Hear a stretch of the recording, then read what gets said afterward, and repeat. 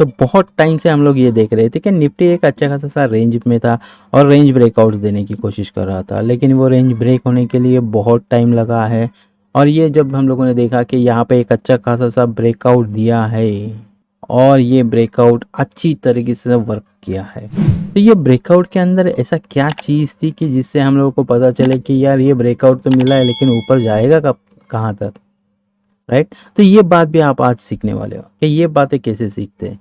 तो let's say हम लोग देखते हैं कि प्राइस रेंज जो है उससे कैलकुलेट करते हैं कि ये सबसे पहली बात तो ये क्या हो रहा है और कितना कहाँ तक जा सकता है, राइट। तो ऊपरी स्तर पे हम लोग देखते हैं यहाँ कि जैसे कि हम लोगों ने देखा कि ये 450-60 की लेवल है, जो रेंज थी वो ब्रेक हो चुकी है अभी फिलहाल। और इसका ये पहला टारगेट क्या था, पहला टारगेट याद रखिए, पहला टारगेट क्या था इसका कि यहाँ पे हम लोगों ने 16,380 जो उसने बहुत ही कम टाइम फ्रेम के अंदर वो टेस्ट किया है।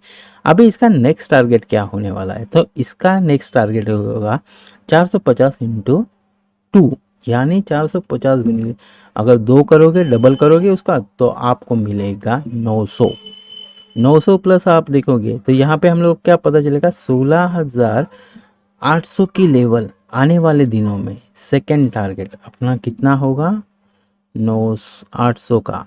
तो यहाँ पे हम लोग क्या देख रहे हैं, क्या 16,800 आने वाले दिनों में हम लोग देख सकते हैं एक अच्छा अपसाइड मूव।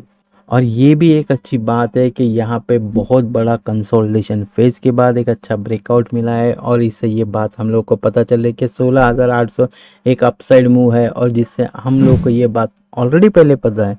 तो सोचिए एक इफेक्टिवनेस आप लोगों को देखने को ज़रूर मिला होगा, और यही चीज़ें हम लोग हमेशा ऐड करते रहिए आपके नॉलेज में, नॉलेज के गेनिंग में, ये याद रखिए। जैसे ही हम लोगों ने देखा अभी निफ्टी के अंदर, वैसे ही बैंक निफ्टी के अंदर भी हम लोगों ने बहुत टाइम के बाद वापस से एक अच्छा खासा सा कंसोलिडेशन फेज कंटिन्यू चल रहा है और ब्रेकआउट भी दिया है।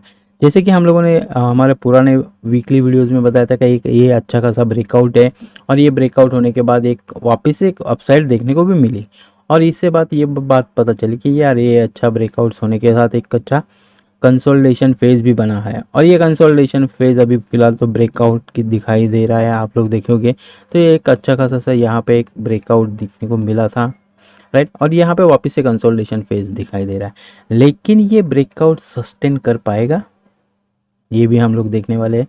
और दूसरी बात कि जब ये ब्रेकआउट हुआ तो उसके बाद हम लोगों ने क्या देखा था कि ये निचली स्तरों का ये जो लेवल था 33,900 का, ये यहाँ पे टेस्ट किया, लेकिन यहाँ पे सस्टेन नहीं कर पाया और यहाँ से वापस से पुल बैक होता था। और हमारे अगर आप वीकली एनालिसिस के वीडियो सभी देखोगे, उसकी प्लेलिस्ट भी है, वो प्लेलिस्ट के अंदर जाइए, आप देखिए, नीचे डिस्क्रिप्शन बॉक्स में भी है वो, और वहाँ पे देख सकते हैं कि एनालिसिस क्या होता है, वीकली एनालिसिस का बेनिफिट क्या हुआ, और ये सभी चीज़ें आप लोगों को कैसे वैल्यूएबल आपके नॉलेज में इंपॉर्टेंस पॉइंट्स रोल कर रही है।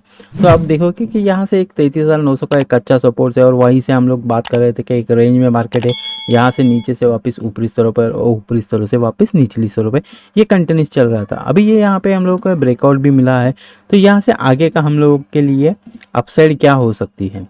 तो जैसे कि हम लोगों ने निफ्टी के अंदर एक प्राइस रेंज देखा था, तो यहाँ पे भी हम लोग देखते हैं बैंक निफ्टी का ऊपरी पहला रेंज क्या होना चाहिए, बैंक निफ्टी का ऊपरी स्तरों का पहला रेंज क्या होना चाहिए। तो चल रही है कि आने वाले दिनों में हम लोग क्या देख रहे हैं, तो 37,550 से 60 की लेवल हम लोग देख रहे हैं, और अभी 36,170 के आसपास बैंक निफ्टी ट्रेड कर रहा है।